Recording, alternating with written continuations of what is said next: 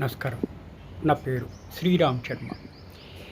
ఏదైనా సివిల్ కేసులో కానీ క్రిమినల్ కేసులో కానీ ఒక అప్లికేషన్ పెట్టాలన్నా, పిటిషన్ పెట్టినప్పుడు, లేకపోతే ఏదైనా కేసు ఫైల్ చేసినప్పుడు తప్పుడుగా ప్రొవిజన్ ఆఫ్ లా రాస్తే అది రిజెక్ట్ చేసేయాలా?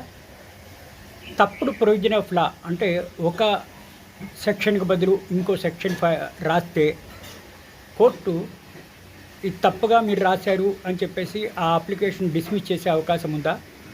దీన్నే నివృత్తి చేస్తూ గౌరవ సుప్రీంకోర్టు ఇద్దరు జడ్జిల ధర్మాసనం జస్టిస్ విక్రమ్నాథ్, జస్టిస్ సతీష్ చంద్ర శర్మ ఒక తీర్పిచ్చారు. ఈ కేసులో ఏమైంది? ఒక కొత్త పార్టీని పెండింగ్ సివిల్ కేసులో డిఫెండెంట్గా చేయడానికని అప్లికేషన్ పెడితే అది provision of law order 1 rule 10 CPC అని ఫైల్ చేయవలసింది బదులు ఇంకేదో రాశారు.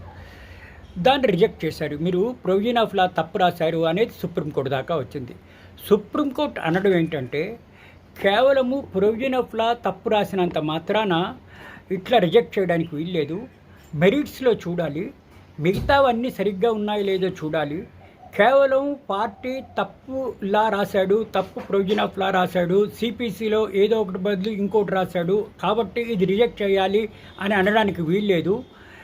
ఒకవేళ తప్పుగా రాస్తే కరెక్ట్గా రాసినట్టుగా ఇట్లా అనుకుని ఆర్డర్స్ ఇవ్వాలి. తప్పు ప్రొవిజన్ ఆఫ్ లా రాసినంత మాత్రాన ఇది డిస్మిస్ చేయడానికి వీల్లేదు అని తీర్పు ఇవ్వడం జరిగింది. ఈ తీర్పు ద్వారా మనకి తెలిసేది ఏంటి? ఒకవేళ ఏదైనా కేసుల్లో సరి అయిన లా రాయకపోతే, సరి అయిన ప్రొవిజన్ ఆఫ్ లా రాయకపోతే దీనికి నష్టం లేదు.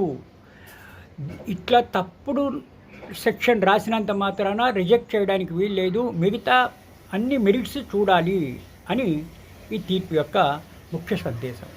Thank you.